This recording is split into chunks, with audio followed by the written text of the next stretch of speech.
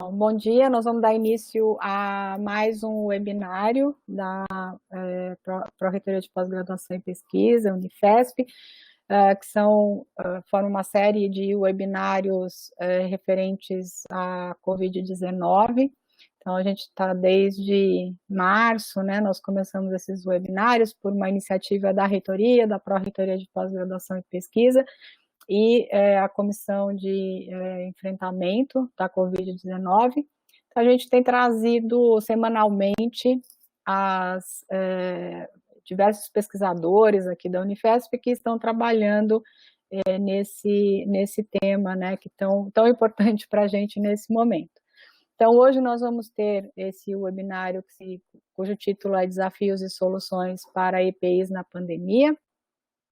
E esse webinário hoje vai ser moderado pela professora Mavilde Pedreira, que é professora titular da Escola Paulista de Enfermagem, e pelo professor João Alessio Perfeito, que é professor associado do Departamento de Cirurgia da Escola Paulista de Medicina, também da Unifesp.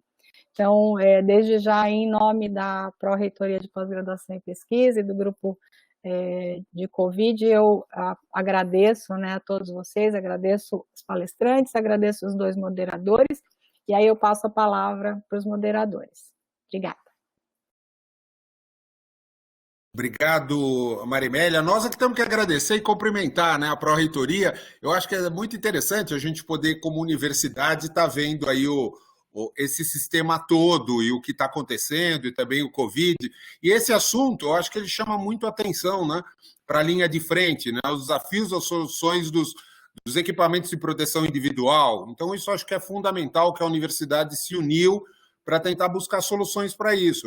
É muito interessante, porque se a pandemia ela traz muita angústia, muitos problemas, muito sofrimento mesmo, ela também nos trouxe fortemente o conceito de universidade. Então, e o de união. E eu acho que é também esse trabalho em rede.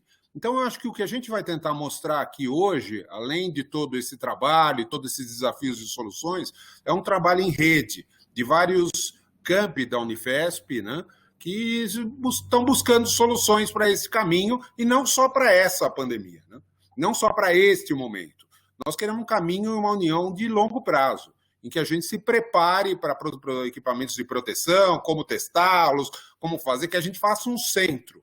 O nosso objetivo não é pequeno, é um objetivo grande, de que a gente una todo esse pessoal. A professora Mavilde vai estar falando no final sobre aquela que lidera todo esse centro também, e esse projeto desse centro, e vários professores vão estar falando aqui no meio do caminho, né, no meio desse webinário. Então, acho que vai ser muito interessante. Eu acho que essas professoras que estão liderando todo esse caminho são exemplares, e a gente vai estar ouvindo um pouquinho de cada um. A gente vai dar uns 10 minutos para cada uma das palestrantes, para a gente ter um tempo de uma meia hora aí para um debate final e também ouvirmos sugestões de toda a coletividade da Unifesp que está ouvindo aqui a gente, né?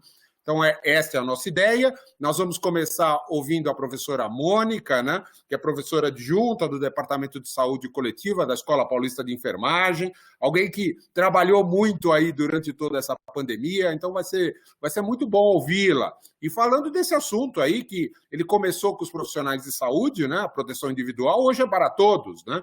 Vejam que as máscaras e esse processo todo, tem alguma coisa que vai ficar, né? E a gente vai aprender a se proteger. Obrigado, Mônica. Eu vou apresentando uma a uma, tá ok? Conforme as coisas vão entrando, conforme as apresentações vão entrando. 10 minutos, obrigado, e vamos lá. Estamos começando. Bom dia a todos e todas. Eu agradeço a oportunidade de estar aqui. Agradeço primeiro à Pró-Reitoria, a professora Lia, a professora Marimélia, por toda a ajuda e parceria durante esse processo. João, agradeço o seu entusiasmo e reflexo do seu entusiasmo, nós conseguimos organizar esse grupo tão grande. E professora Mavilde, muito obrigada por aceitar esse desafio e estar aqui como grande representante de profissional e pesquisa que nós temos, tá? Agora eu vou iniciar a minha apresentação e espero que dê tudo certo. Vocês estão vendo? Perfeito. Sim, tá ótimo. E eu começo, né, essa apresentação colocando que antes de ser posta como uma pandemia, nós já estávamos sendo alertados sobre a necessidade do uso racional de equipamentos de proteção individual, o risco iminente, né, do desabastecimento dos equipamentos de proteção individual, para que a gente buscasse alternativas para a comunidade geral, né, para se proteger e evitar onerar os serviços com consumo excessivo da população para os equipamentos de proteção individual e, acima de tudo, né, proteger os profissionais de saúde, que em nossas outras experiências nós sabemos que os profissionais de saúde é um grupo extremamente vulnerável no enfrentamento das pandemias, e nessa não está sendo diferente, né? Dessa forma, logo no início, nós fizemos uma revisão sistemática rápida da literatura para verificar as infecções e óbitos em profissionais de saúde. Essa revisão nós registramos, né? E do que nós vimos logo no início foi que um dos grandes fatores de risco dos profissionais de saúde foi a escassez de EPI, mas também nós vimos que o uso inadequado de EPIs e a baixa adesão à higienização de mãos, somada à carga horária laboral, são também importantes fatores de risco para infecção dos profissionais de saúde. Dentre os estudos incluídos, nós verificamos que a maior porcentagem dos profissionais estavam fora do ambiente de terapia intensiva e aqui são só alguns dados mostrando que na Itália, né, em abril, do total de casos positivos, mais de 10% correspondia a profissionais de saúde, na Espanha 14%, e assim vai, tá? Esse é um estudo bem recente, saiu essa semana do grupo de controle de infecção do Hospital São Paulo, com dados preliminares, né, e que traz algumas reflexões para a gente, que é o desabastecimento ou desperdício, né, e traz alguns apontamentos mostrando algumas práticas que promovem o desperdício, que é usar excessivamente o EPI ou usar inapropriadamente o EPI, né?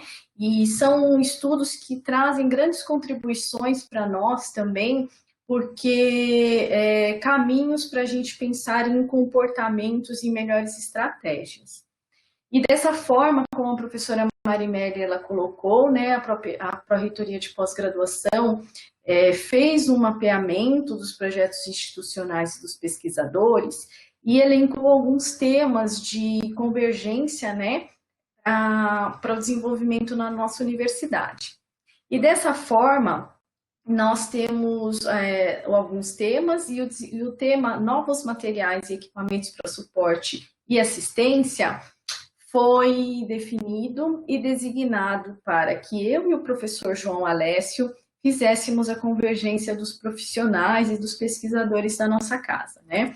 Nós fizemos uma série de reuniões via Google Meet, tivemos a participação e a colaboração das câmaras de pós-graduação e dos programas de pós-graduação para nos auxiliar nessa convergência, além de todo o apoio sempre da Pró-Reitoria de Pós-Graduação, e conseguimos unir um grupo bem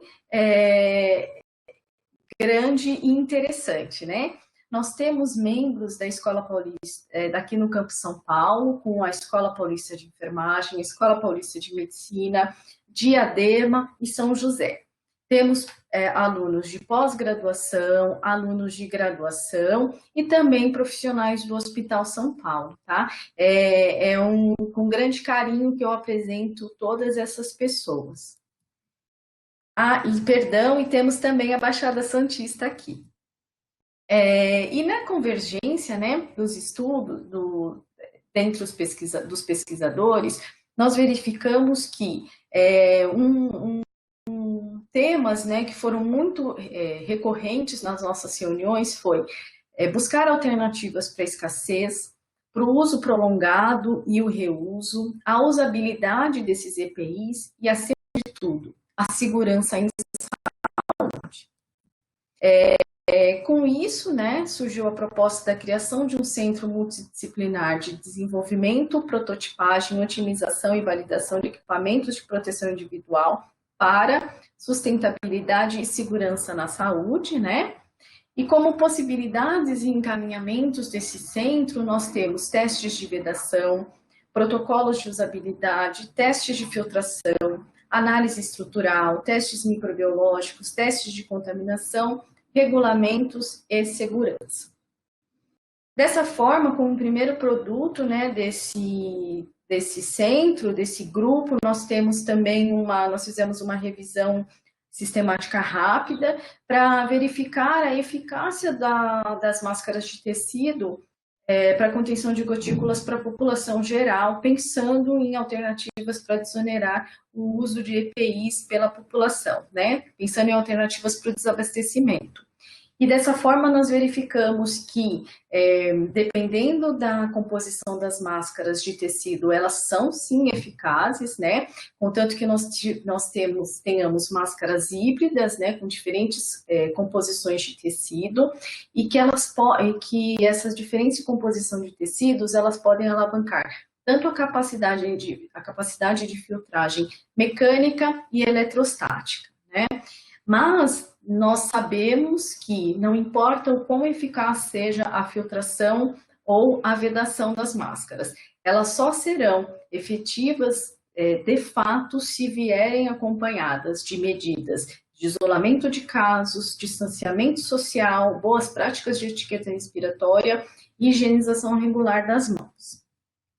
Eu trago um estudo bastante interessante aqui, continuando ainda na alternativa das máscaras de tecido, que foi um estudo que comparou as máscaras de tecido com as máscaras cirúrgicas, na composição que nós verificamos, né, a melhor eficácia, 3 camadas, e esse estudo foi desenvolvido com 211 adultos voluntários, né, que tinham sido isolados para influenza A, B ou suspeita para Covid. E eles fizeram um teste em lugares pequenos, né, para verificar a eficácia dessas máscaras. E eles ficaram em uma sala pequena, com ar-condicionado tipo split e um carro. E eles foram expostos a 3 situações: sem máscara, com máscara cirúrgica e com máscara de pano, né? E sem máscara, e foram, durante esses momentos que eles ficaram nesse teste, foi analisado o ar, né, as gotículas, e também algumas questões de temperatura, umidade, quantidade de tosse, espirros que os voluntários fizeram. Sem máscara, tivemos um resultado, mas com as máscaras, independente do tipo de máscara, nesses 2 ambientes, não foi observado nenhuma diferença, né? Mesmo assim, acompanhando tosse e espirro. O que traz bastante conforto para a gente, né? Porque nós já estamos desenvolvendo com pioneirismo da professora Mariana Agostini e da Fabiana Bonsanto, que são professoras de Diadema, um projeto com minha participação, do professor Paulo Schor, Marcelo Buratini, Ricardo Bertola também, um teste em um recobrimento, uma possibilidade de recobrimento de baixo custo e fácil acesso, né, e fácil implementação para a população geral, para aumentar ainda mais a eficácia e segurança das máscaras de tecido para essa população, para a população em geral. Eu trago aqui embaixo algumas imagens, eu não sei se vocês podem ver, de microscopia eletrônica, desses recobrimentos de baixo custo, e nós estamos bastante esperançosos com essa alternativa, né, com esse produto do grupo, e visualizamos algumas populações que serão amplamente beneficiadas, né, dessa ação, que são os escolares, os indígenas, os motoristas, os manobristas, pessoas que moram em moradias com muita gente, tá? E dando seguimento aqui, a pandemia também trouxe algumas questões de planejamento, né? Como a possibilidade de uso estendido e reuso. E com isso, nós temos questionamentos, que é a contaminação, como que a gente faz para manter a vedação, quais os números de reuso adequado, né? Porque a gente não tem isso bem descrito na literatura. Tem situações que comprometem Desculpe, produtos. Mônica, estamos com 10 minutos, ok? Só para você já ter noção do tempo para usar. Obrigado. E aí, lembrando, né, que o SARS-CoV pode se manter, né, nas superfícies, nós já fizemos o estudo piloto de descontaminação e com base em todos os estudos que nós temos, né, de filtração, para análise da eficácia das descontaminações, nós estamos propondo outras ações, outros testes, né, como, por exemplo, a análise estrutural dessas máscaras pós intervenção de descontaminação. Então, aqui são imagens de microscopia eletrônica e também um outro teste, que é o teste de integridade térmica. Esses testes, eles são importantes não só para as máscaras que sofreram algum processo de descontaminação, mas também serão úteis para a gente que trabalha em situações adversas, como, por exemplo, pronto-socorro, com altas temperaturas, né? Será que essas condições climáticas também degradam o nosso produto? E aqui é o teste de vedação, que nós também realizamos. E para fechar, o que nós temos, né, como função do nosso centro? Agregar estratégias, né, de simulação realística para identificar questões relacionadas ao fator humano, para a melhoria das estratégias de educação, adesão e segurança em saúde. E desenvolver o conceito de usabilidade e sustentabilidade nos protótipos a serem desenvolvidos. Tá bom? Muito obrigada e desculpa ter passado um pouquinho o tempo. Foi ótimo, Mônica. Não passou nada, estamos dentro do tempo. Só pedir para você colocar, alguém pediu para colocar esses artigos, se você puder colocar no chat, aí as pessoas já podem, se quiserem seguir olhar esses artigos também, mas foi ótimo, você ficará para o debate final, acho que vai ser muito bom. Seguindo aqui, a professora Maria Elisete Kungel vai falar para nós, ela é professora adjunta do Instituto de Ciências e Tecnologia de São José dos Campos.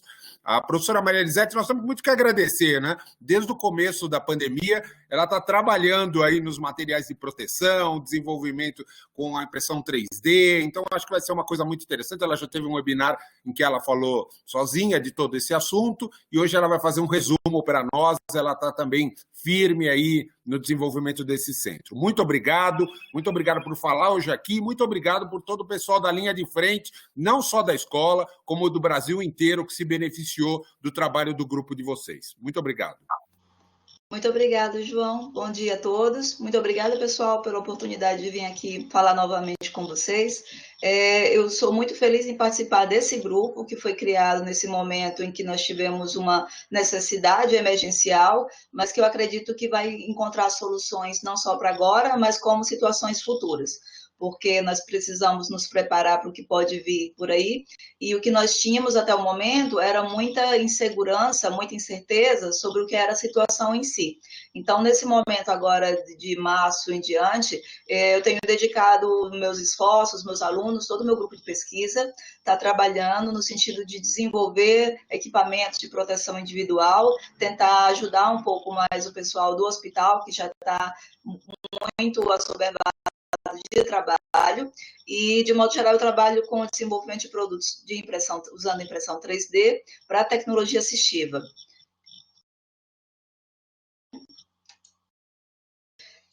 Como a Mônica falou agora há pouco, nós temos algumas incertezas em relação ao Covid, como é que atua, formas de tratamento e tudo mais, mas nós temos essa certeza aí, que a transmissão ela é feita por contato de humano com humano, por meio de gotas, aerosóis, ou até mesmo contato direto com superfícies. E nós temos um problema, que é um problema que aconteceu no mundo inteiro, que é a quantidade de profissionais da área da saúde que se encontraram com o diagnóstico de Covid e que foram a óbito. Nós temos esses dados aí da Organização Mundial de Saúde e alguns dados do Conselho Internacional de Enfermagem.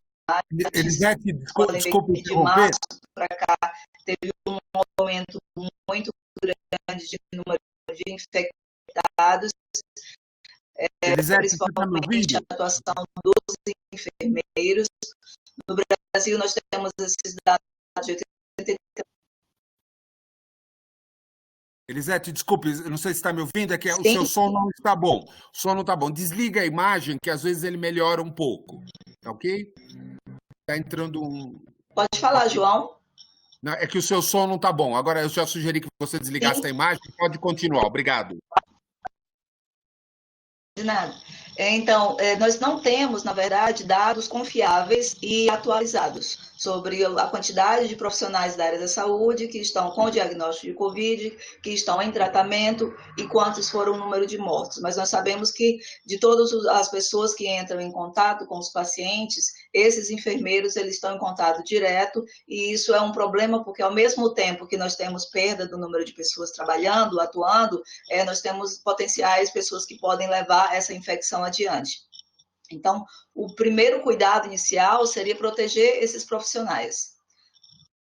Aqui são os equipamentos de proteção individual que são utilizados durante uma pandemia como a Covid, e eu vou falar especificamente aqui dos protetores faciais e das máscaras, que são os dois equipamentos que são possíveis de ser desenvolvidos utilizando a tecnologia de impressão 3D.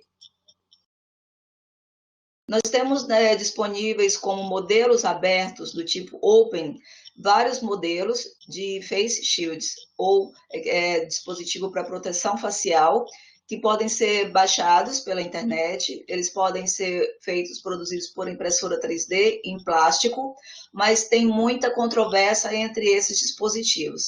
Enquanto que alguns dispositivos, como esse daqui é o equipamento da Prússia, desenvolvido originalmente, ele é um equipamento que tem uma boa funcionalidade, mas outros pontos têm que ser levados em consideração, como, por exemplo, a segurança de uso, a possibilidade de higienizar esse equipamento, às vezes fala-se em esterilização, mas não é possível fazer uma esterilização com equipamento em plástico, a segurança, o conforto, a ergonomia, a durabilidade, como é que esse produto vai ser descartado, até mesmo tem que ser levado em consideração como é que esse produto vai ser transportado, e no nosso caso, que nos mobilizamos para fazer uma força-tarefa grande, para produzir uma quantidade em massa, para distribuição no Brasil, era muito importante também informação sobre a produção, quanto tempo eu vou demorar para produzir, a quantidade de material e etc. Alguns dispositivos, por exemplo, como esse daqui, possuem áreas muito estreitas, que dificultam a limpeza. Outros, o aro que sustenta o visor facial, ele é muito fino, ele pode quebrar ou ele pode também incomodar e não se ajustar tão bem.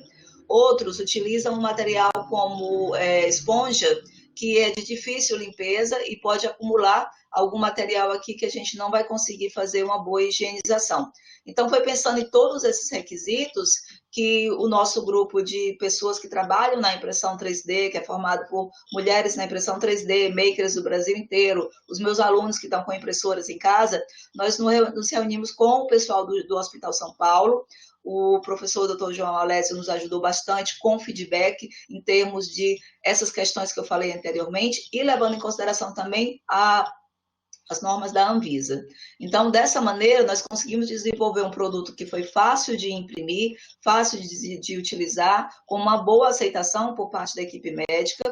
Conseguimos uma produção de 150 mil protetores faciais por impressão 3D ou por injeção industrial. Se a gente levar em consideração que cada um desses protetores custa em média R$30, nós temos aqui um valor de 4.550.000 em protetores que foram desenvolvidos e foram disponibilizados para os hospitais. Nesse desenvolvimento, nós tivemos que desenvolver uma logística muito robusta para permitir que as doações chegassem no grupo, que fossem distribuídas nas pessoas que possuem impressora 3D e que depois nós pudéssemos fazer também essa entrega nos hospitais. Porque no Brasil nós temos as regiões que têm acesso aéreo, que só têm acesso terrestre, ou aquelas que têm preciso, inclusive, de barco, como é o caso de Manaus, dos povoados indígenas mais afastados. Esse daqui é o percentual de pedidos no Brasil. Durante a nossa campanha, nós fizemos um site, chama projetoija.com.br, e lá os profissionais da saúde poderiam entrar e fazer os pedidos.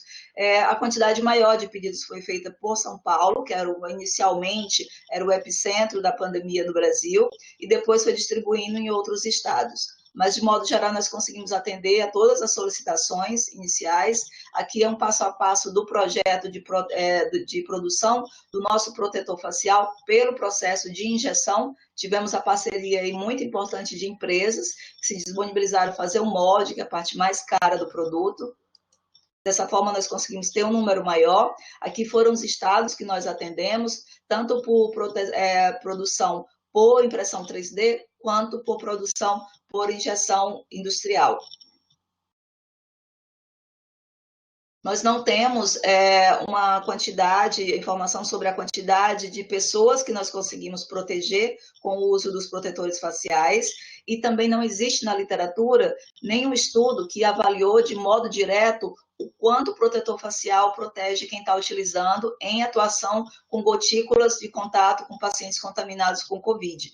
Esses são alguns estudos que nós gostaríamos de desenvolver no centro, porque existem possibilidades várias de examinar, mas nós precisamos ter alguma segurança no sentido de dizer funciona, não funciona, tem uma segurança média, tem uma segurança alta, e isso vale também para as máscaras faciais, que nós estamos desenvolvendo. É um trabalho de iniciação científica com outras pessoas do grupo, e o nosso objetivo é testar e avaliar essas máscaras que estão sendo feitas por impressão 3D.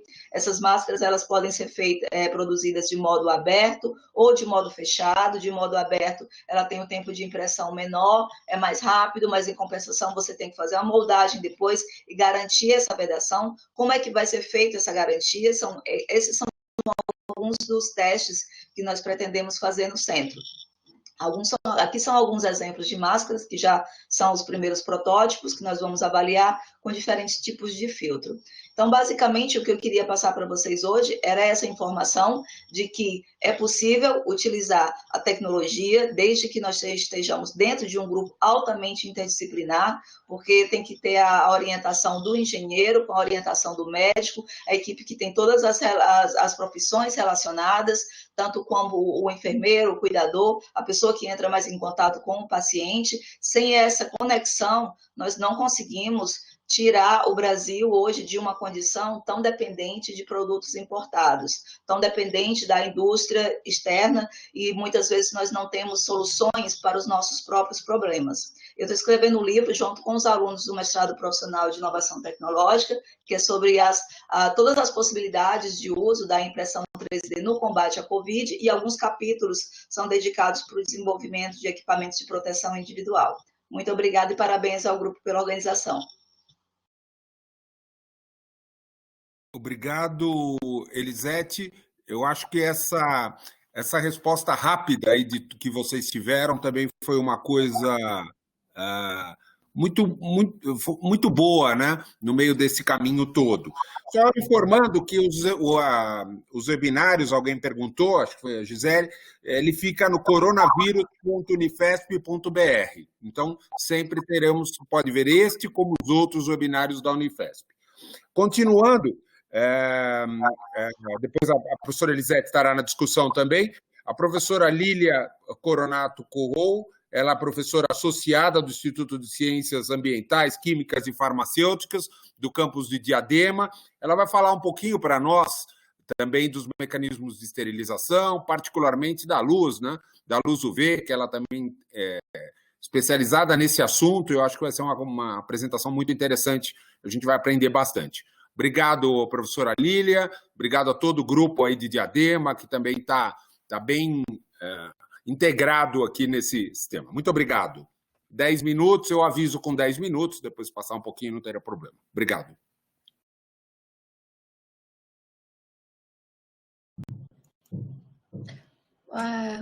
Bom dia a todo mundo, bom dia, obrigada, João, pela introdução. Eu queria agradecer por participar desse grupo, pela oportunidade de falar um pouquinho sobre a desinfecção por radiação ultravioleta. Bom, para iniciar, eu gostaria de dizer, né, que a radiação, que o cotidiano dos profissionais da saúde na linha de frente ao combate do Covid-19,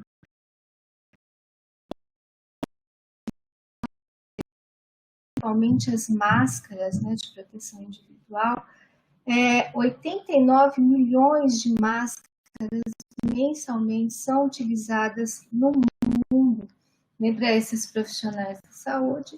E essas máscaras, né, elas têm uma duração, né, a sobrevivência do Covid-19 nessas máscaras é em torno de 7 dias. E muitas dessas máscaras, elas têm que ser reutilizadas. Então, as maneiras, os métodos de desinfecção que existem, né, principalmente para as máscaras, podem ser calor úmido, peróxido de hidrogênio, ozônio e a radiação ultravioleta germicida, que é o que a gente vai falar aqui nesse caso. Tá?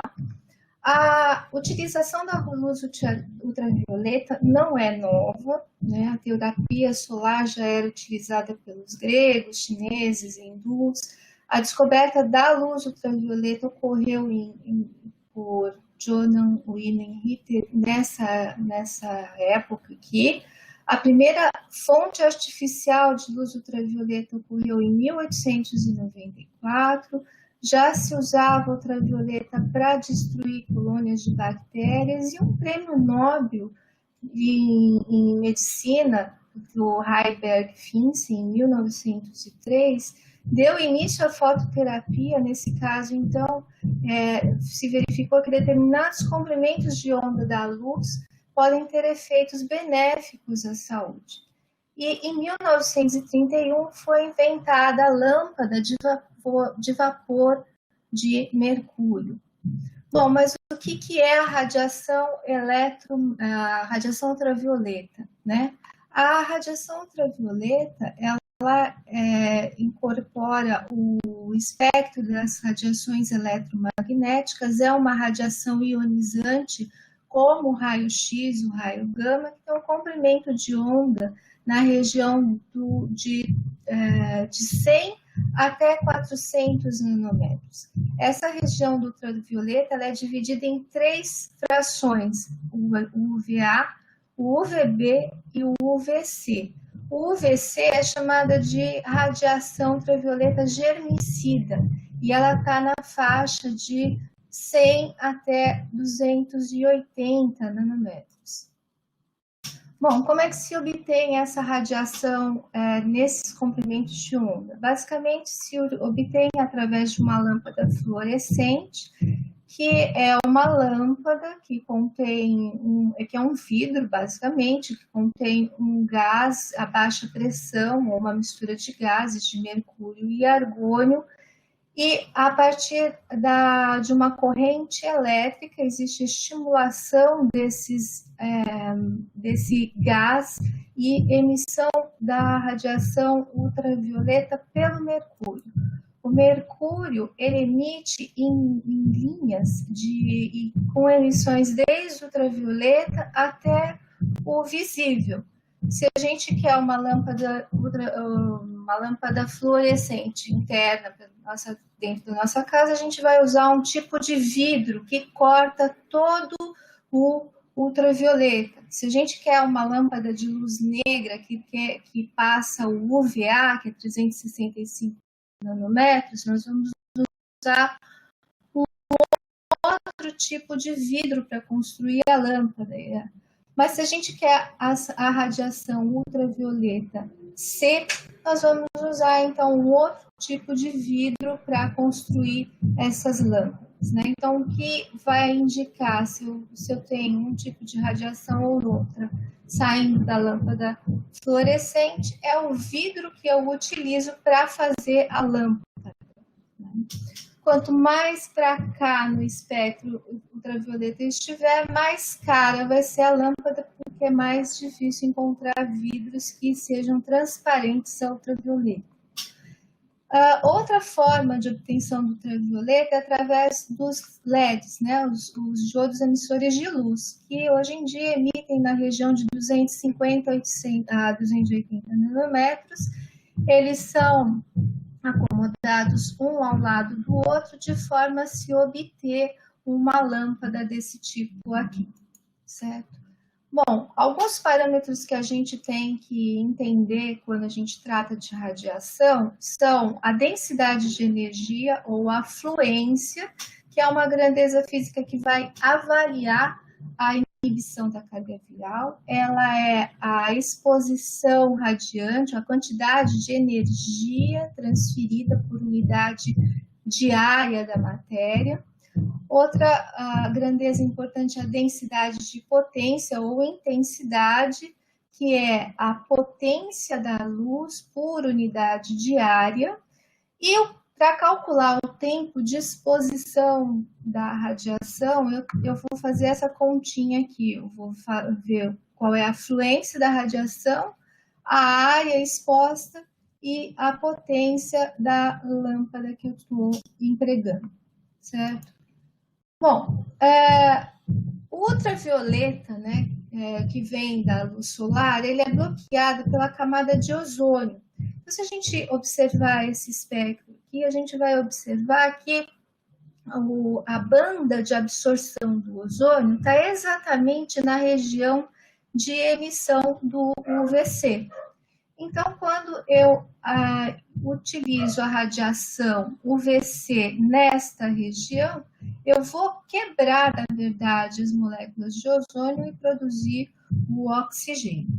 Já se eu utilizar o outro pico da lâmpada de mercúrio em 184 nanômetros, eu vou excitar a banda de oxigênio do ar e vou produzir ozônio. Então, o 184 produz ozônio, o 254 nanômetros reduz o ozônio, na verdade, da atmosfera. Tá certo?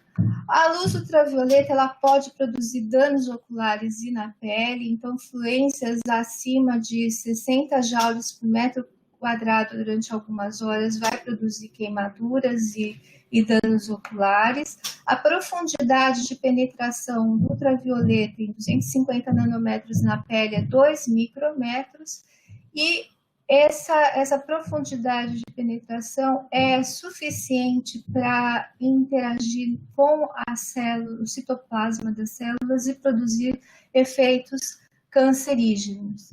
Num artigo recente que saiu no Scientific Reports, foi mencionado que comprimentos de onda na região de 207, 222 nanômetros são menos prejudiciais aos seres humanos que o 254, isso porque a profundidade de penetração desses comprimentos de onda na pele são menores e elas não conseguem atingir as células humanas vivas na pele e nos olhos, mas ainda assim são capazes de destruir, exterminar bactérias e vírus. Então, é uma grande oportunidade de se fazer lâmpadas, né, provavelmente por utilização de LEDs nessa região, que podem ser utilizadas no ambiente onde as pessoas convivem.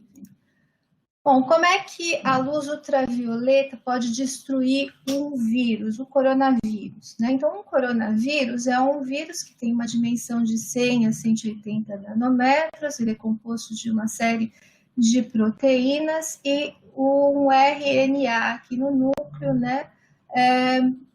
Que é excitado pela radiação ultravioleta. Então, se eu for observar o espectro de absorção do RNA, eu vou verificar que ele é praticamente ressonante com o pico de emissão da lâmpada de mercúrio em 254 nanômetros. Então, utilizando essa radiação, eu excito o RNA do vírus e vou formar dímeros de piridina e uracila. Então, eu vou fazer uma destruição dessa ligação e, com isso, eu inativo o vírus. Bom, existem vários estudos, né, de qual é a melhor dosagem para inativar vários tipos de coronavírus, de vírus do tipo influenza, vírus humanos, vírus animais. E a dose de redução de 90% desses vírus é em média 3,7 milijoules por centímetro quadrado. Bom, então, utilizando doses desse tipo aqui, se obtém a redução dos vírus, né? Alguns estudos foram feitos com o SARS-CoV-2, mas a maioria foi feita, então, com os outros, né? O MERS, o SARS-CoV-1. Lília, só para te avisar que nós estamos com 10 minutos, fique tranquila aí. Obrigado. E com isso, então, vários tipos de estratégias têm sido feitas, né, para a redução, a eliminação do vírus. Então, caixinhas para celular, escovas de dente, sola de sapato, teclado de computador, cabines de avião, consultórios médicos odontológicos, ambulâncias, trens e ônibus e até supermercados. Com relação às máscaras de proteção, então, várias estratégias também têm sido descritas, então, são caixas, prateleiras ou armários, várias formas de acomodação das máscaras nesses arranjos. Com relação à inativação do SARS-CoV-2, o que a gente tem é que a dose de UVC que deve ser aplicada tem que ser pelo menos de 1.000 milijoules por centímetro quadrado ou 1 joule por centímetro quadrado. Como isso tem que ser feito dos dois lados da máscara, então a dose tem que ser em torno de 2 joules por centímetro quadrado para máscaras do tipo N95. Foi verificado também que esses níveis de radiação não afetam a eficácia de ajuste e filtragem dessas máscaras e podem ser administrados com segurança. A eficácia de filtragem das máscaras pode receber uma dose cumulativa de até 4.000 joules por metro quadrado. O CARS e colaboradores, eles determinaram um protocolo de desinfecção das máscaras usando um armário. Nesse protocolo, 15, 20 minutos de radiação de cada lado da máscara, com uma fluência de 1.000 microwatts por centímetro quadrado, deve ser utilizada.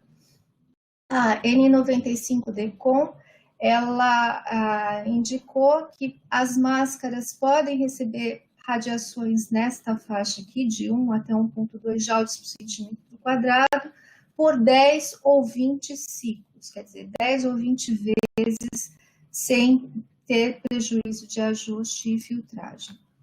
O UVC, ele pode não atingir a camada interna das máscaras, e então uma grande preocupação é tida com a sombra, porque o vírus ele pode se esconder nas tramas da máscara, né? Então é necessário que tenha-se esse cuidado, né, de todas as regiões da máscara serem irradiadas. As correias, elas também podem não ser completamente contaminadas. A correia e a faceta podem ser danificadas pela radiação ultravioleta, elas podem se tornar quebradiças e doses altas vão danificar as máscaras. Então, para contornar esses problemas, então, são necessários métodos secundários de descontaminação para garantir que todas as superfícies das máscaras sejam completamente contaminadas. Então, a combinação do UV com peróxido de hidrogênio ou UV e ozônio é interessante. A iluminação das máscaras em ambos os lados, para que todas as regiões recebam a dose marginal de 1 joule por centímetro quadrado. E, além da sombra, uma preocupação que se deve ter é com cosméticos e protetores solares que podem dificultar a descontaminação e eles devem ser evitados. Então, uma coisa que tem que ser vista também é que, por causa dessa possibilidade do vírus se esconder nas tramas das máscaras, o ultravioleta ele é tido como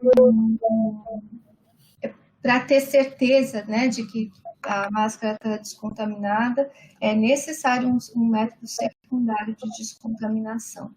Então, para concluir, o ultravioleta é um método verde de desinfecção, não é necessário o uso de reagentes químicos, com um robozinho pode-se fazer a descontaminação total de um ambiente. A dose de radiação tem que ser maior do que 1 joule por centímetro quadrado, 254 nanômetros. Deve-se ter cuidado para não expor a radiação ultravioleta, né? As pessoas não se exporem, para não ter prejuízos à pele e aos olhos, e ter certeza de que não haverão sombras e nem resíduos. Bom, era isso que eu tinha para falar. Obrigada.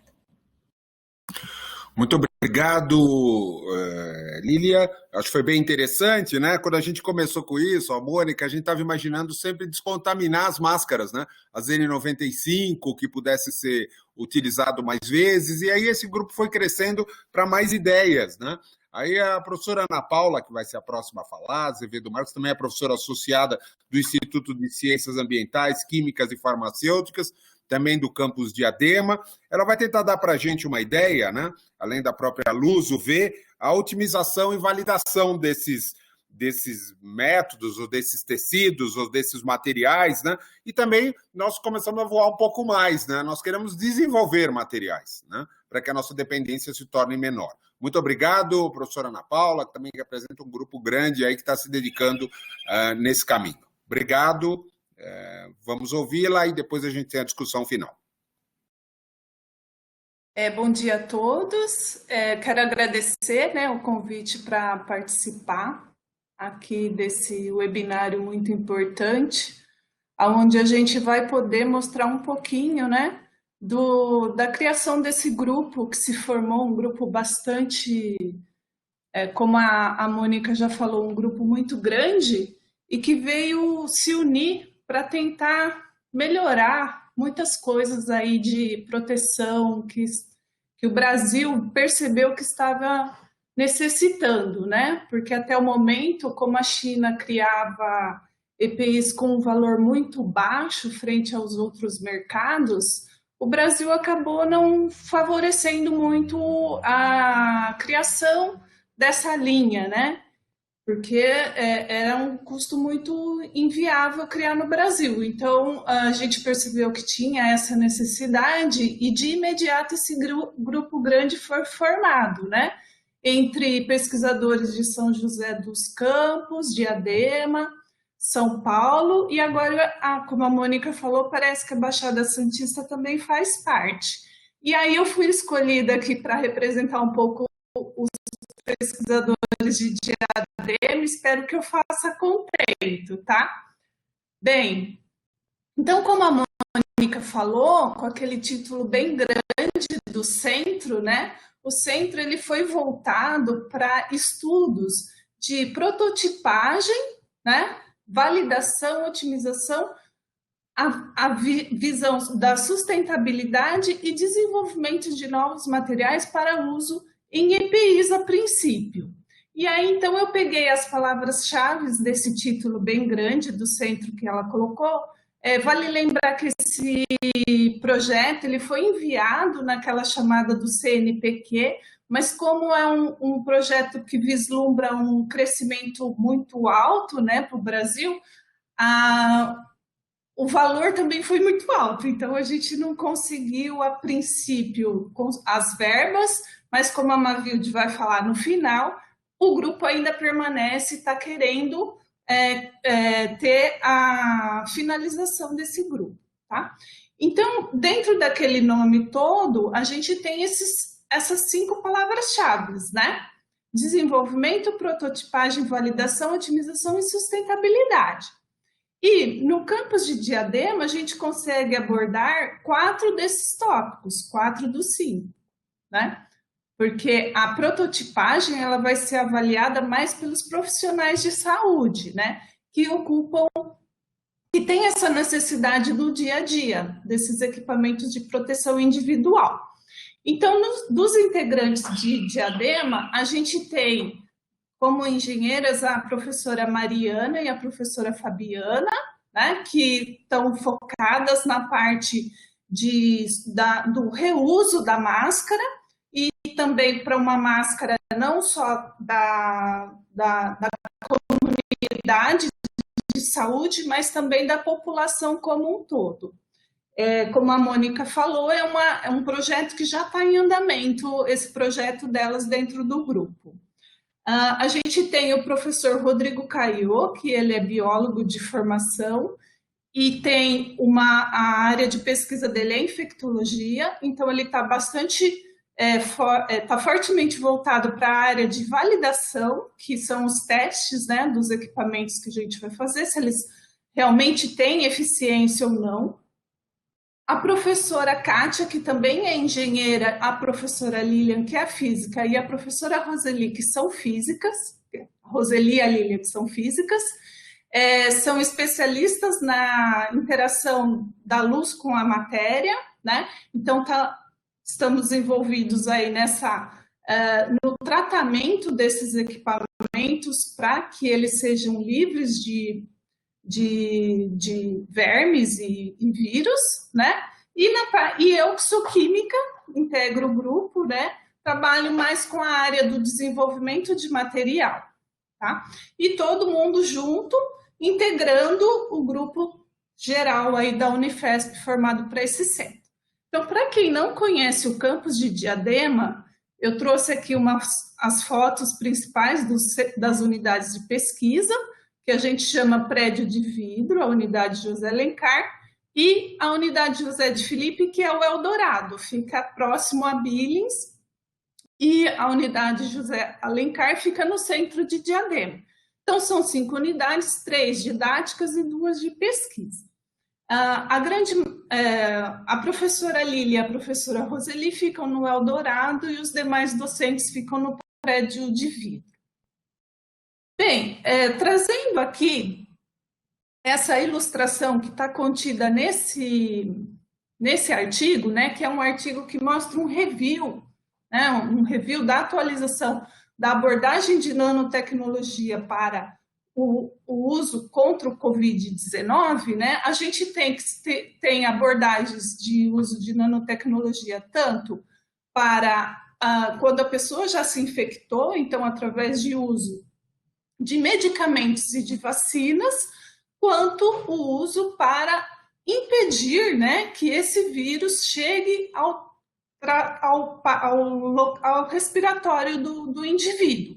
E no nosso projeto, nós estamos voltados mais para impedir que esse vírus entre em contato com o ser humano e assim a doença venha a ser desenvolvida, né? A princípio, então, a gente estava voltado apenas aos EPIs, mas a gente percebe que existe uma grande necessidade do extermínio, né, desse vírus, tanto em ambientes de saúde, quanto em ambientes que são coletivos. Podem ver aqui uma ilustração de uma sala de aula, onde os alunos eles ficam acomodados um ao lado do outro, com uma proximidade muito grande, né? Demonstrando o grande risco de contaminação. Bem, então, com isso, o foco do nosso grupo se voltou para a parte de evitar que esse vírus entre em contato com o ser humano, né?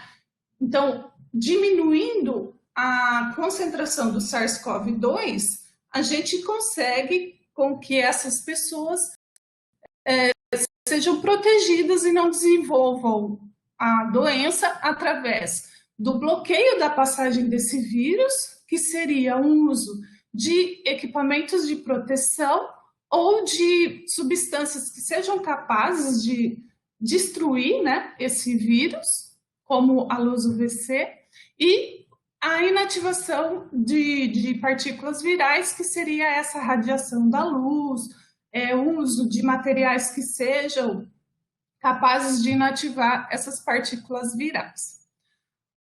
Então, daquelas palavras-chave, né, das quatro palavras-chave, 2 seriam otimização e validação. E aí eu trago aqui, então, essa ilustração que mostra como um esquema de avaliação se o material proposto ele foi ou não efetivo para esse estudo. Então, a gente tem a geração de um aerosol de sal, né, que vai passar aqui por essa, como se fosse uma membrana, né? E aqui a gente coloca o material em teste. Então, essa diferença do que é o antes e o após a passagem é o que vai ser avaliado, né? A concentração de antes e a concentração do que conseguiu passar. Além disso, também avaliar o tamanho dessas partículas, né? Que passaram aí por esse equipamento. Então, aqui é um esquema simples que está colocado aqui nesse artigo, né? Que é algo que a gente propõe de uso no centro. E esse analisador dessas partículas, depois eles vão ser analisados pelo OPS e o NanoScan. Bem, a outra palavra-chave seria a palavra-chave de sustentabilidade, né? Então, são métodos de descontaminação. Então, nos métodos de descontaminação, a gente tem como uso calor e umidade, radiação, o peróxido de hidrogênio, ozônio gasoso e atividade estendida, que seria o uso maior desses EPIs, que seria o uso de sais, né? E das nanopartículas metálicas. Então, percebam que o estudo da descontaminação, ele necessita da parte da validação e da otimização. Daí a gente tem o desenvolvimento dos materiais, né, que é a proposta de novos materiais, onde a gente tem inativação das nanopartículas e a filtração metálica, a filtração mecânica, a partir das estruturas filtrantes. E eu estou vendo aqui que eu estou com o tempo adiantado, então vou dar uma puladinha, tá? Aqui a gente tem o desenvolvimento dos materiais, que eles podem atuar tanto na degradação do vírus, quanto numa filtração mecânica, e quanto menor a nanopartícula desse aerosol, menor é a carga viral, e a gente tem estudos de que a relação de carga viral está diretamente relacionada com a doença, o desenvolvimento da doença, e novamente aquela primeira parte que eu apresentei da validação e da otimização, e o estudo de descontaminação ele é muito importante para saber se os novos materiais oferecidos eles vão ser ou não efetivos. Bem, aqui dando um resumo de todo o processo, então a gente tem a proposta de desenvolvimento de novos materiais para uso em equipamentos de proteção individual, tanto na saúde quanto para pessoas individuais, né, comuns, o uso para prototipagem de máscaras e outros tipos de equipamento, inclusive ambiental, a validação desses novos materiais e novos produtos desenvolvidos e a reutilização, que está envolvido aqui com a sustentabilidade, que é, como a professora Lilian falou, né? O reuso ele é muito importante. A Maria Elisete também falou, porque o gasto é muito grande dentro de um hospital. Por fim, eu quero fechar aqui mostrando esse grupo enorme que conseguiu, em pouco tempo, se unir e criar um projeto muito lindo para a proteção de todos. Agradeço, desculpa se eu fui muito estendido o meu tempo. Obrigada. Muito obrigado, professora Ana Paula. A professora Janine falou aqui no chat do poder integrador desse grupo, né? Eu achei muito interessante isso, e porque a gente vê, olha que interessante, né? A gente nunca esteve pessoalmente, nem a professora Ana Paula, nem com a professora Lili, e a gente trabalhou tanto tempo aí durante esse período aí nos chats, nos sistemas de discussão. Então, eu acho que isso é uma coisa que vai ficar. A professora Mavilde, que é a próxima a falar, é a professora titular da Escola Paulista de Enfermagem, do Departamento de Pediatria. A gente tem muito que agradecer também à professora Mavilde por esse poder integrador, uma pesquisadora de ponta que está liderando também na tentativa desses projetos e para a gente ter todo esse caminho. Então, muito obrigado, professora Mavilde. Ela também está coordenando aqui com a gente. Ela dá um fecho, né, de todo esse projeto, mas logo depois nós teremos o debate, ok? Podem ficar que nós continuaremos o debate aqui para frente respondendo perguntas. Obrigado, professora Mavilde. Obrigada, João. Obrigada, Mônica. Também queria agradecer à Pró-Reitoria de Pós-Graduação, a Lia, a Marimélia, por todo o suporte, a Unifesp pela política de tentar a resolução, né, das diferentes desafios que a pandemia do SARS-CoV-2 trouxe para nós, e agradecer a Mônica e o João pela oportunidade de ter trabalhado. Vocês assistiram às apresentações, a gente tem pouco mais a dizer, né, em relação ao quanto a ciência é a chave para a resolução dos problemas da humanidade, né? Este problema que todo o planeta vivencia hoje, da pandemia, da Covid, e que, na verdade, nós buscamos na universidade a identificação de conhecimentos que pudessem se agregar para que a gente trouxesse, então, soluções em relação ao uso dos EPIs. O que é importante a gente trazer é que, assim, este não é um problema, quer dizer, o grande ponto positivo da pandemia é realmente a gente buscar as soluções para os problemas que a gente já vivenciava, né? Então, nós tivemos falta e escassez de EPI, mas nós já tínhamos também falta e escassez de EPI, ela se agravou, né? Nós já tínhamos uma dependência de determinados mercados e ela se agravou neste momento. Então, eu acho que este centro traz não só a possibilidade de integração para a resolução de um problema atual que nós estamos vivenciando, mas um centro que tem a capacidade de pensar futuramente, né? O que nós podemos, como universidade e como essa junção de cérebros de grande capacidade, conseguir resolver essas questões para a frente, né?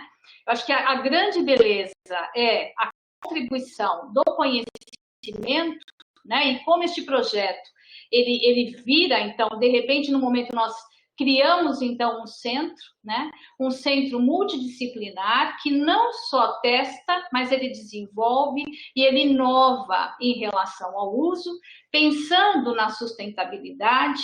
Acho que também traz um componente importantíssimo que a Mônica Taminato citou, que é a possibilidade de uso da simulação, né? Então, da gente poder realmente analisar o fator humano na interação com toda essa tecnologia, né? O que tem acontecido, que tanto há de contaminação, para que a gente possa reduzir os agravos em relação a isso, né?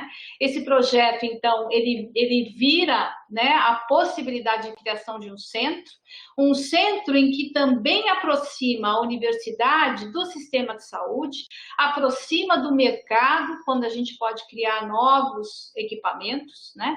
E aproxima do dia a dia da sociedade, quando a gente está pensando em melhorar o uso das máscaras hoje de tecido que a gente tem, com possibilidades até de prolongar o uso dessas máscaras, né, com tecnologias leves, que a gente tem que estudar e ver se elas realmente têm uma implementação.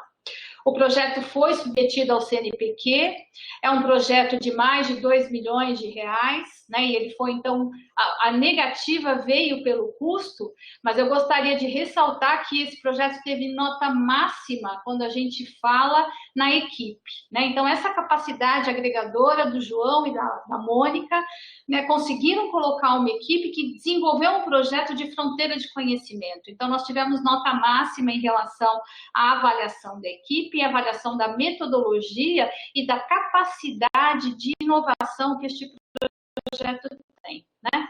Gostaria de ressaltar toda essa construção o trabalho de quem está na linha de frente, então, Maraí, na Escola Paulista de Medicina, Angélica Peterlini, a Ruth na emergência, Cássia, Graciana. Então, nós tivemos várias enfermeiras trazendo as questões do dia a dia que tem vivenciado no sistema, no próprio Hospital São Paulo, né? E o quanto o João, agregando junto já com a Elisete, conseguiram fornecer não só para o nosso sistema aqui do hospital universitário, mas para o Brasil inteiro, né? A grande disponibilidade dos protetores faciais, também com a possibilidade de avanço, né? Outra questão que nós trazemos, e aqui na Escola de Enfermagem a gente já tem trabalhado com esse construto, a gente trabalha aí, e o Ministério da Saúde trabalha e Anvisa com segurança do paciente. Então, a gente tem lá todas as políticas, eu estudo isso há muito tempo. Há uns 2 anos, 3 anos, nós mudamos na pós-graduação para segurança na saúde, né? Então, a saúde é um sistema muito complexo, né? A gente se compara com poucos sistemas de atividade humana, onde a gente precisa, sim, segurança para o paciente, mas segurança para o profissional e segurança na saúde como um todo, né? Trabalhando com alguns colegas da aviação há um tempo atrás, um deles nos disse, olha, a gente não trabalha com a segurança do passageiro ou a segurança do piloto, a gente trabalha com segurança na saúde.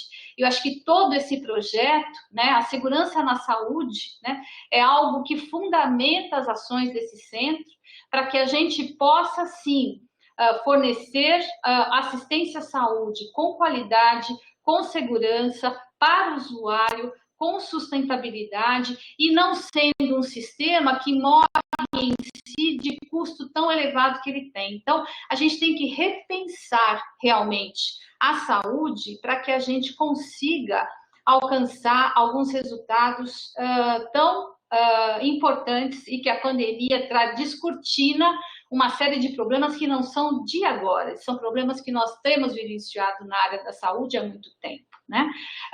E eu acho que essa é a grande beleza e a contribuição desse grupo, né? Nós temos o projeto pronto, né? Esse é um projeto que a gente tem discutido, que sim, ele vai para continuidade em agências de fomento público, mas a gente também está aberto a colaborações, a outras colaborações com a sociedade, aqueles que tenham interesse em conhecer um pouco mais esse projeto, um pouco mais o que este centro pode trazer de possibilidades e de aproximação da universidade com a sociedade. Eu acho que a gente também tem essa questão bastante aflorada, né? Como a gente já passou um pouquinho do tempo, João, eu acho que a gente pode abrir para o grupo. Algumas questões do chat perguntam sobre a publicação, né? Publicação dos artigos citados pela Mônica, e ela nos avisou que eles foram publicados na revista Acta Paulista de Enfermagem, né? E como o João já disse, essa apresentação fica disponível para depois, futuramente, vocês acessarem e poderem revisitar todas as apresentações. Obrigado, Mavilde. Se todo mundo quiser abrir as câmeras e os microfones, nós vamos começar uma discussão. Está aberto, perguntas. Eu já vou colocando algumas perguntas, né? Talvez a Mônica possa responder, a Mavilde. Primeiro que nós não vamos desistir. Acho que ficou claro aí, Mavilde, que eu acho que a gente tem um potencial aí, esse potencial está aberto, e nós não vamos desistir de ir atrás desse dinheiro. Se a gente for pensar, a gente pensa num projeto grande de 2 milhões, né, que foi a nossa ideia inicial. Você imagina o que foi gasto em todo esse sistema e o quanto poderia ser economizado se a gente tiver um sistema de validação claro, né? O quanto a gente sofreu para validar todos os materiais que vieram, o quanto de risco que teve que a gente não tem no sistema de validação, quantas pessoas estão nos procurando, né? Pedindo para validar sistemas, métodos. Então, isso eu acho que é um potencial enorme, eu acho que não é para desistir, é para continuar em frente. Mas tiveram algumas perguntas assim bem focadas, perguntaram sobre resíduos. A Ana Paula falou dos materiais, né? A professora Mônica Gamba perguntou de como que a gente cuida dos nossos resíduos, então isso também é uma ideia. que se a gente conseguir materiais mais permanentes, mais ergonômicos, que gerem menos lixo, mas acho que alguém pode falar um pouquinho sobre os resíduos. E aí, emendando também, tem uma pergunta sobre a efetividade, acho que a Mônica pode responder, da máscara N95, né? O quanto que ela é, e um pouco a Ana Paula também pode falar para nós, que nós estamos tentando desenvolver materiais equivalentes, que isso eu acho que é uma coisa que vai nos ajudar bastante também. Então está aberto essas duas perguntas por enquanto. Obrigado.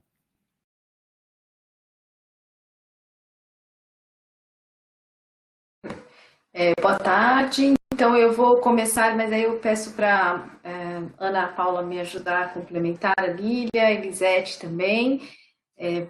Agradeço mais uma vez a oportunidade e João e Mavilde por conduzir essa discussão. Em relação aos resíduos, né, é um grande problema porque nós temos um descarte muito grande, uma produção de nicho muito grande, né? E nós seguimos a recomendação dos serviços. Aí no Hospital São Paulo nós temos as recomendações específicas e os protocolos, e essa é uma grande preocupação, por isso que nós pensamos em trazer evidências, né, e pontos que deixem o profissional seguro para o uso estendido e o reuso desses equipamentos, bem como o desenvolvimento de EPIs com maior durabilidade, pensando na sustentabilidade e também na ergonomia, né, na usabilidade.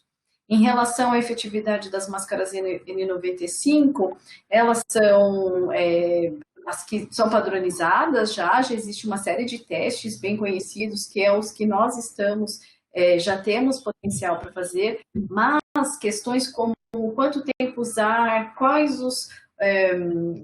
de que forma, assim, se eu tenho uma atividade laboral, eu prejudico mais a efetividade dessa máscara, se sem ar-condicionado, exposto a uma temperatura muito elevada, como é o caso dos nossos profissionais em pronto-socorro, resgate, né, ambulância, enfim. Nós faremos esses testes para verificar quanto tempo dura a efetividade e fechar essas questões que ainda não foram respondidas de maneira ampla na literatura, para que a gente sempre foque no princípio que a professora Mavilde falou, da segurança na saúde. Ok. Ana Paula, quer falar alguma coisinha para nós, os materiais? Eu acho que também isso é uma coisa interessante, acho que é um dos desafios nossos, né? Sim, sim. Vou falar um pouquinho, eu vi aqui no chat que perguntaram sobre a N95, especificamente o quanto ela protege, né? Bem no início das nossas conversas, né? A gente já procurou verificar a efetividade dessa máscara N95, que era a máscara que as pessoas estavam mais buscando comprar e a mais utilizada pelos profissionais da saúde, né? E aí a gente viu que a máscara N95, ela tem um protocolo de avaliação que é para partículas até 300 nanômetros. E o vírus, ele tem aproximadamente 120 nanômetros. Então, a gente brinca que dá para passar até um casalzinho pela máscara. Mas a gente viu também naquele gráfico do potencial viral, que abaixo quando você vai diminuindo a dimensão, né, você tem uma carga viral bem inferior. E a carga viral ela é muito importante para o desenvolvimento da doença. Então, você ter 95% de eficiência num bloqueio até 300 nanômetros, digamos que é uma segurança bastante razoável. Mas a gente pretende desenvolver materiais aumentando ainda mais essa eficiência, tanto para bloquear de uma forma física, digamos, né? Algo que vai tentar bloquear a passagem do vírus, que é 120 nanômetros, então uma dimensão nanométrica de um material que vai estar presente nesse filtro, e também um material que ele tem atividade de fotoativação, né? Como a gente viu que as lâmpadas UVC elas são capazes de exterminar o vírus pelo RNA, se tiver materiais que são fotoativos e que essa fotoatividade também tem uma fototermia, isso pode aumentar a qualidade desse equipamento, né, desse EPI. Então, são vários os direcionamentos que a equipe está buscando, né? E acho que é isso, acho que eu respondi tudo. Obrigada. Ótimo, João. Só para complementar, a gente também, na sustentabilidade, aqui é um convite até para mostrar que o grupo está forte e querendo continuar, é um convite à sustentabilidade econômica, né? Então, o sistema de saúde precisa ser economicamente sustentável, e aí a gente convida Osasco, né, a nossa equipe aí de Osasco, para contribuir conosco, né, nesse sentido de avaliação realmente, quando a gente fala eficácia, se realmente ele vai combater e vai realmente proteger, e a efetividade no sentido vale a pena, né? O custo-benefício a longo prazo vale a pena, né? A Mônica Antar está aqui perguntando novamente sobre a morte dos profissionais de enfermagem, em que a gente tem uma das mortalidades mais altas do mundo, né? Essa é uma questão, sim, Mônica, que tem a ver com uma série de questões, com a disponibilidade, a qualidade dos EPIs, a forma como se utiliza, a educação dos profissionais de saúde. Esse é um problema, como eu digo, ele aflora na pandemia, mas nós já poderíamos ter vários profissionais morrendo com outras contaminações, com outras questões em que a gente poderia estar medindo até menos anteriormente a essa questão, né? Então, é um problema, sim, é um problema de questão nacional e internacional, a mortalidade de profissionais de saúde, no Brasil especificamente da enfermagem, né, que a gente tem, e a medicina também tem tido altos níveis de mortalidade.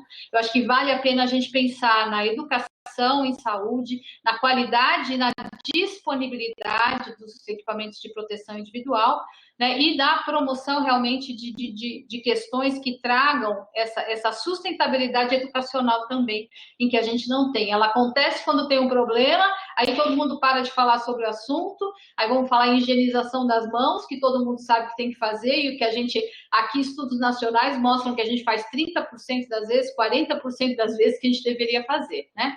Então, acho que a pandemia também pode ser um alerta para que a gente mude comportamento. Mudança de comportamento que vem, por exemplo, das nossas crianças. Acho que esse é um ponto muito positivo, né? Então, a criança aprendendo que ela tem que higienizar as mãos, vai ser um profissional de saúde que vai higienizar as mãos talvez de uma maneira menor do que a gente hoje faz, né? Então, acho que a gente tem que criar mecanismos de crescimento dentro da área da saúde com tudo que a pandemia tem ensinado para a gente.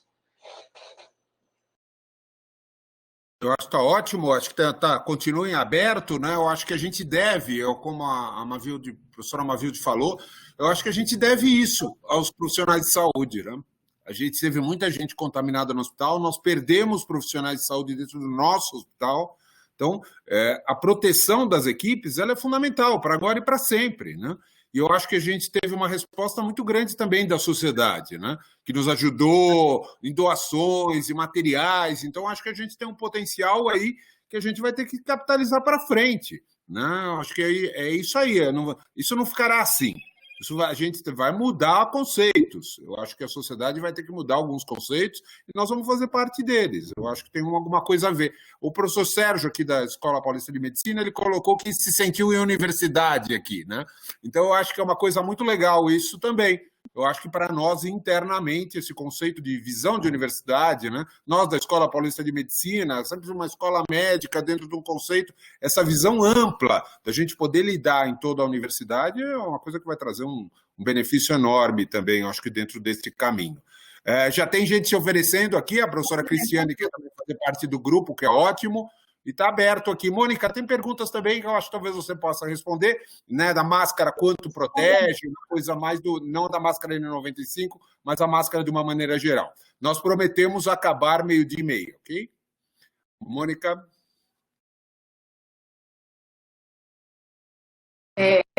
A máscara, a cirúrgica, né? O que nós vimos e que nós estamos, assim, eu quero já dizer de antemão que nós estamos confeccionando, finalizando um site para divulgar as nossas iniciativas, né, que embora nós temos, embora não fomos contemplados com o projeto, nós já conseguimos, né, tivemos doações e conseguimos realizar algumas ações já, sim, desenvolver alguns projetos, e o que a gente olhou é assim, depende da máscara. A gente viu que durante a pandemia nós tivemos variação de qualidade de produto extremamente grande, o que pode ter refletido sim na contaminação dos profissionais de saúde. Não pode, mas o que a gente acredita é que contribuiu muito, né? Mesmo os produtos que teoricamente eram registrados, né? Mostrou uma variação muito grande em relação à qualidade. Uma máscara cirúrgica tripla, ela filtra até 99% das gotículas, o que já, porque a gente tem que pensar que o vírus ele é transmitido via gotícula, né? Então a gente pensa também nessa possibilidade. Então, uma máscara cirúrgica tripla, bem produzida, ela garante sim uma proteção bem ampla para a maioria dos procedimentos. Fora os procedimentos que promovem a aerolização, que nós temos, né? Aí sim precisa da N95. E trazendo um pouquinho para as questões da professora Elisete, que quando a gente associa o protetor facial aos nossos EPIs, as máscaras, nós temos uma proteção a mais, né? Então, nós não evitamos que a gente contamine tanto as máscaras, as cirúrgicas, como a N95. Tá? Então, é de extrema importância os protetores faciais para este momento. Elisete, quer falar alguma coisa? Eu queria falar também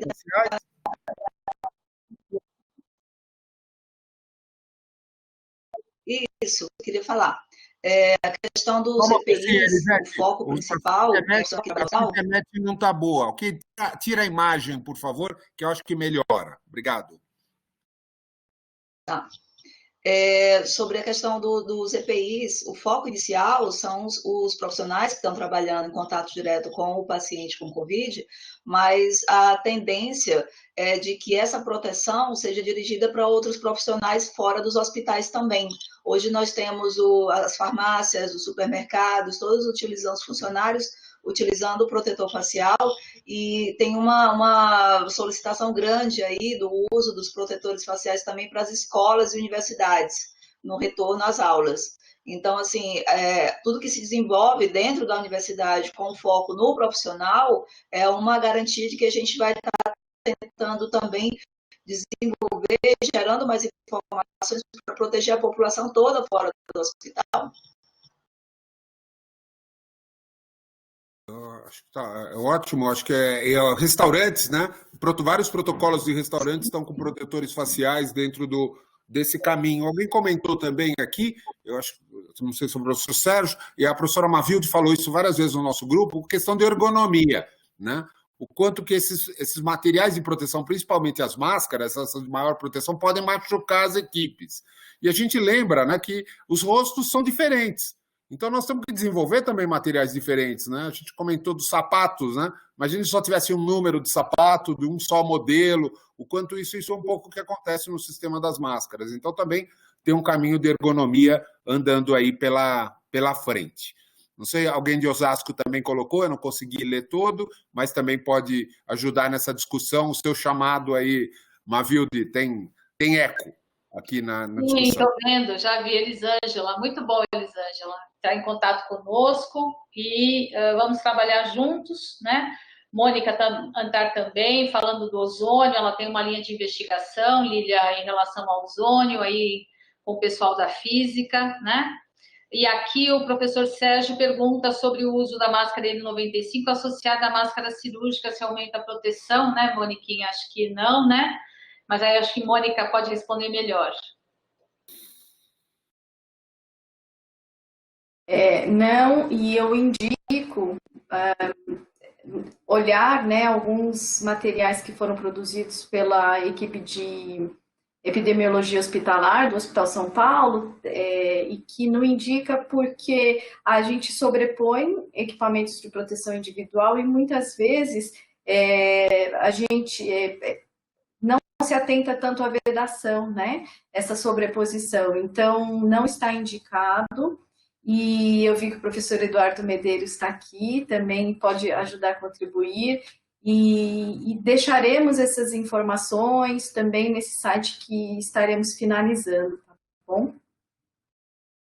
Eu acho que isso é interessante também, já que você citou, né, o quanto a Comissão de Controle de Infecção Hospitalar ajudou em todo esse caminho, né? Desde a validação dos protetores faciais da professora Maria Elisete, acho que vem um pouco essa ideia de que a gente pode crescer nessa área, né? Tanto na área hospitalar, como nas outras áreas, como a gente tem um centro de testes, né? Um hospital para a gente também estar testando tudo isso que a gente vai possivelmente estar desenvolvendo e uma comissão ativa dentro deste caminho. Eu acho que a gente respondeu a maior parte das perguntas. Mavilde, algum comentário? Não, acho que foi um ótimo local nós já temos, né? Para começar, aqui do outro lado do Hospital São Paulo, bem próximo, para começar o nosso centro, né? Eu acho que a gente tem que realmente angariar esforços para dar continuidade. A gente teve contato com grupos do mundo inteiro, MIT, Harvard, Oxford, muita gente trabalhando com estas questões, né? E aí, só para finalizar, o quanto, né, o investimento em ciência, né, para reverter para o SUS, porque quem deu conta dessa pandemia foi o sistema de saúde pública brasileiro, né, do qual a gente tem que se orgulhar bastante, e nós, como universidade pública, revertendo também para esse sistema todo esse conhecimento que nós conseguimos agregar, desses cérebros brilhantes que nós temos na universidade, para que a gente possa dar uma resposta ao sistema de saúde pública que tanto fez pela população brasileira nesse momento da pandemia, né? Então, era isso, e eu acho que passar para a Mari também. João, parabéns pela condução, foi ótima, obrigada pela parceria, e eu não sei se Marimélia quer fazer um fechamento. Quero sim. João, você vai falar mais alguma coisa? Senão eu já... Não, só ia agradecer mesmo a todos, né? Eu acho que foi ótimo a discussão e também o pessoal que está aí no grupo, pedir o auxílio às pessoas aí nesse caminho para o desenvolvimento desse centro, quem quiser se juntar, eu acho que vai ser um caminho interessante. Obrigado à Pró-Reitoria, a todos aí que participaram. Obrigado, Marimélia, você faz o fechamento da maneira que julgar. Obrigado, muito obrigado a todos.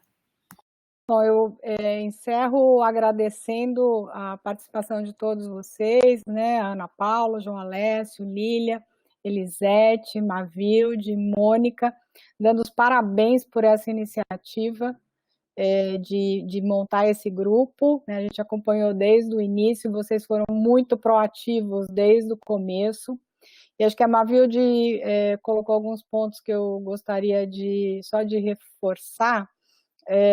Primeiro, a questão da nossa dependência ainda por muitos materiais, né, e produtos vindos de fora, e que talvez essa pandemia esteja ensinando a gente que nós precisamos ter também independência nessas questões, e eu acho que com esse tipo de projeto, isso só estimula, né, que a gente tenha essa independência. E a outra questão é a interdisciplinaridade, né, que está evidente nesse projeto de vocês, e que é uma coisa que a gente muitas vezes busca na teoria, mas para fazer realmente um projeto que junte, né, profissionais de diferentes áreas para resolver um problema comum, é bastante complicado, é complexo, né?